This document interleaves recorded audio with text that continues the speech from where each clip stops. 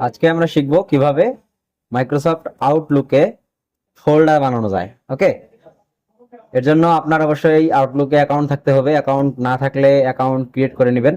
যদি account create করার কোনো ভিডিও লাগে আমাকে জানাবেন কমেন্টে, আমি অ্যাকাউন্ট ক্রিয়েট করার ভিডিও দিয়ে দিব। ওকে, এটা হচ্ছে আমার মেইল ইনবক্স। পাশে দেখতে পাচ্ছেন ফোল্ডার আছে, সেন্ড আইটেম, ডিলেট, এগুলো। আমাদের মেইল আইডি হচ্ছে এটা, itops.dgl@decoration.com। তো আমার ফোল্ডার লাগবে এখানে। আমার একজন স্যার আছে, স্যারের নামে আমি একটা ফোল্ডার করব। স্যারের যত ইনফরমেশন ওই ফোল্ডারে আসবে, ওই মেইলগুলো সবগুলো ওই ফোল্ডারে আসবে।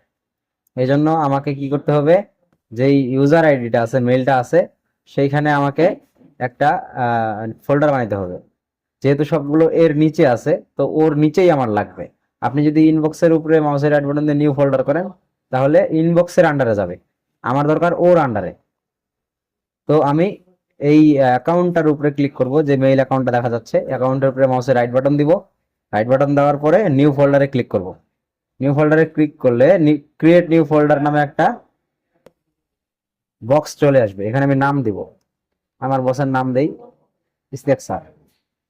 এরপরে আমি ওকে দিব, ফোল্ডারটা ক্রিয়েট হয়ে যাবে। এই যে চলে আসছে। আপনারা চাইলে এই ফোল্ডারটাকে এভাবে ধরে এটাকে ক্লিক করে উপর নিচ করতে পারেন। আমি এটাকে ইনবক্সের নিচে দিলাম। এখন আমি ইনবক্সে চলে যাব। আমার স্যারের যে মেইলগুলো আসে, যে কোনো একটা মেইলের উপরে আমি চলে যাব। যে ইশতিয়াক স্যারের মেইল এটা, আমি যাচ্ছি ওনার সব মেইল এই ফোল্ডারটাতে যাবে।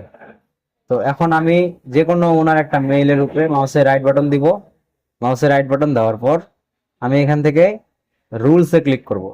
রুলসে ক্লিক করলে আমার কিছু অপশন আসবে। সবার উপরে আছে always move messages from Ishtiaq IEDGL। এটা কি সত্য কিনা? হ্যাঁ, এটা সত্য। আমি এর উপরে ক্লিক করব। ক্লিক করলে একটা রুলস অ্যান্ড অ্যালার্টের অপশন আসবে, বক্স আসবে। এই বক্স থেকে আমাকে বলতেছে চুজ এ ফোল্ডার। একটা ফোল্ডার চুজ করতে বলতেছে। আমার এই মেইলগুলো, ওনার মেইলগুলো কোন ফোল্ডারে দরকার? আমার এই ফোল্ডারে দরকার, ইশতিয়াক স্যার নামে ফোল্ডার। আমি এরপরে এখানে ওকে দিব।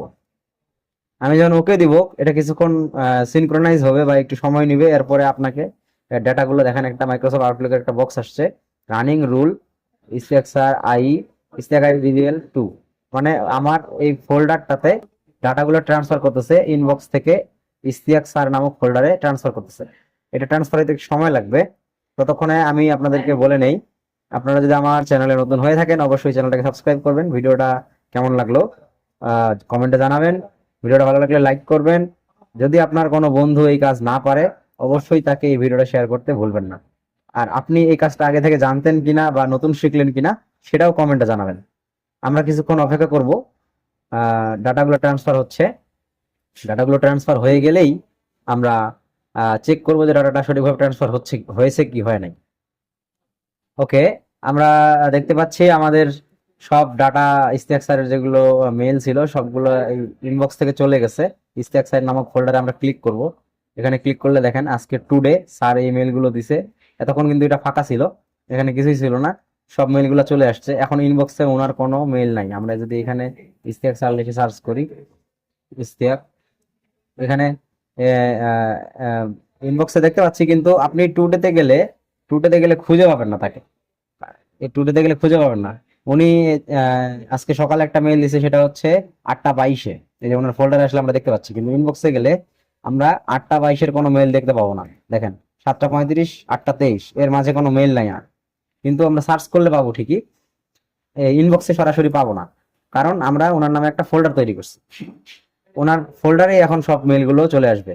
তো আপনারাও চাইলে এইভাবে ফোল্ডার তৈরি করতে পারেন আপনার বসের নামে, অথবা সিইওর নামে বা সিইওর নামে বা চেয়ারম্যান স্যারের নামে ফোল্ডার তৈরি করতে পারবেন।